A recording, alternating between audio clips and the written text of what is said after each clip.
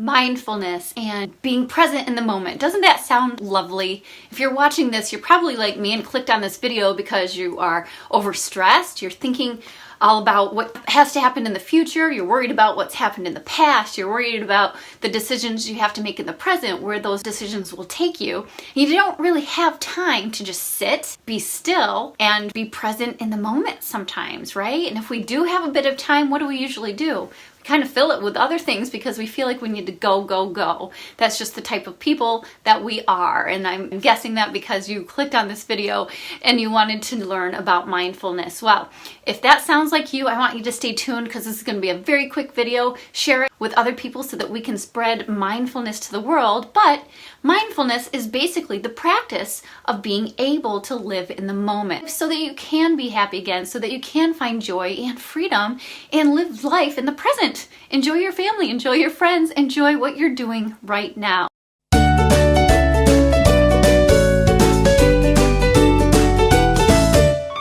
If you're not familiar with me, my name is Erin Cook. I am the creator of Find Your Free Time and Upside Down Success, where I help busy people just like you find freedom and joy again in their everyday life by simplifying and systematizing what they do. So today, let's talk about mindfulness. It is being present in the moment, and we have a hard time doing that. Why? Because what are we doing all the time? Our minds are constantly shifting. So my case in point, you probably clicked on this video and already your mind has shifted somewhere else. It's floated to a totally different topic, right? I might have said in the beginning, stress, and that just brought to mind maybe a situation that happened today or something you're stressed about in the future, and your mind just naturally wanders. Well, it's because we're not generally mindful people. It's something we have to practice. So if we're feeling stressed all the time and we're just hoping that maybe when we get our to-do list done, we'll feel less stressed. Maybe if we can just simplify this one task, it will make us less stressed. And in some cases that's true. Maybe it can alleviate some of the stress. But if we're generally a stressed out person, we need to change our mindset, and that is to become more mindful. So if your mind has already wandered, you need to listen to these 3 steps, okay? It's going to be very short and sweet. Generally, when we're stressed out people, we want change immediately, right? So if I tell you these 3 steps, you're hoping to just change your life immediately. But I want you to realize that that's not really true when you're trying to shift your mindset, because your brain has a certain pattern that it's used to. It's used to being stressed out. It's used to thinking a mile a minute. It's used to making decisions in your everyday life that are based on your personal experience or your subjective experience, okay? Instead of the objective. So instead of making decisions based on facts, what do? We think about the future and we say, well, if we do this, this may happen. This terrible, horrible, worst case scenario might happen. So maybe I need to figure out how to avoid that and change what I think I should be doing to something different. Instead of saying, here are the facts, here is the logical decision that I have to make, right? We're always scared of something. There's a lot of fear in our society.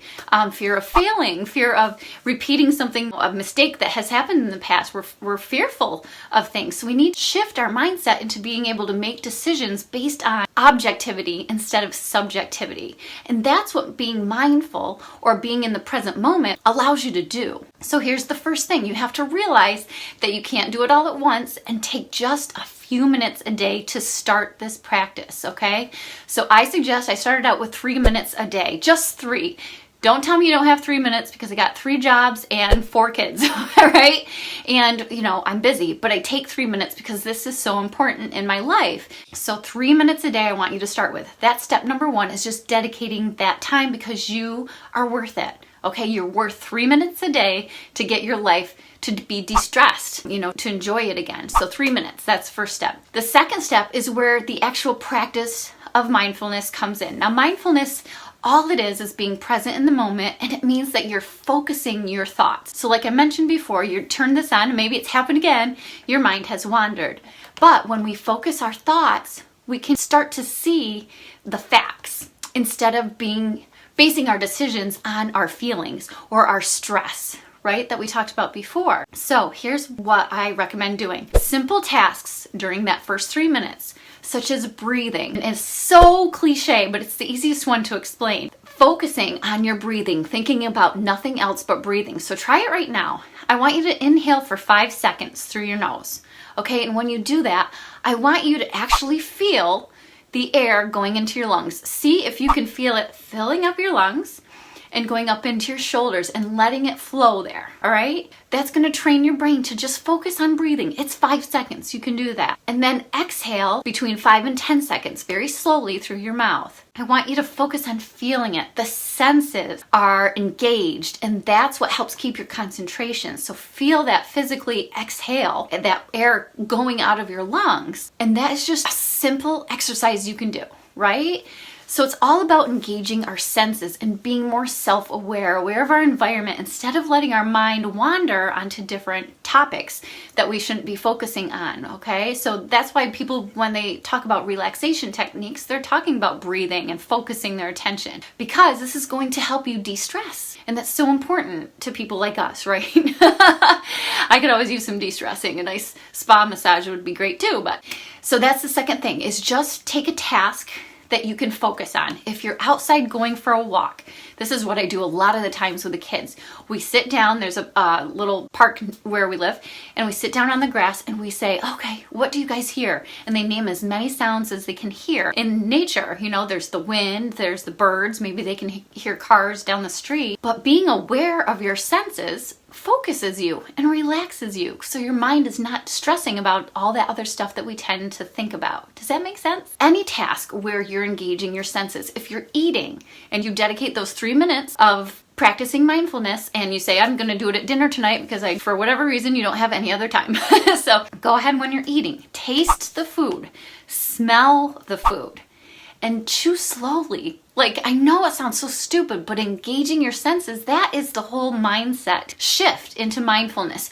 Being intentional with your thoughts instead of letting your thoughts control you, because isn't that really what it's doing? You would love to focus on maybe your kids' conversation that they're having with you, but you're so worried about other things that those thoughts are taking over, and you're allowing them to, because we aren't mindful, and I'm guilty of it too. This is something I have to practice, and it's something you have to intentionally practice, and it goes on for a long time until it just becomes a natural part of your life. And I'm not quite there yet, but boy, does this help. It's very hard to focus with 4 kids and 3 businesses. So being mindful 3 minutes a day with a task that engages your senses, plain and simple, right? And the last step to shifting that mindset into being present in the moment is to be grateful, to do some act of gratitude or recognize what you're grateful for each day. And what we do now, and it's really actually cool because I can learn about my kids' day, but also it makes us mindful. So we sit down at dinner table and I ask them, instead of saying, how was your day? Or, what'd you do today? I say, Shayna, what was the best part of your day today? So they can be grateful for something and think about something in a positive way.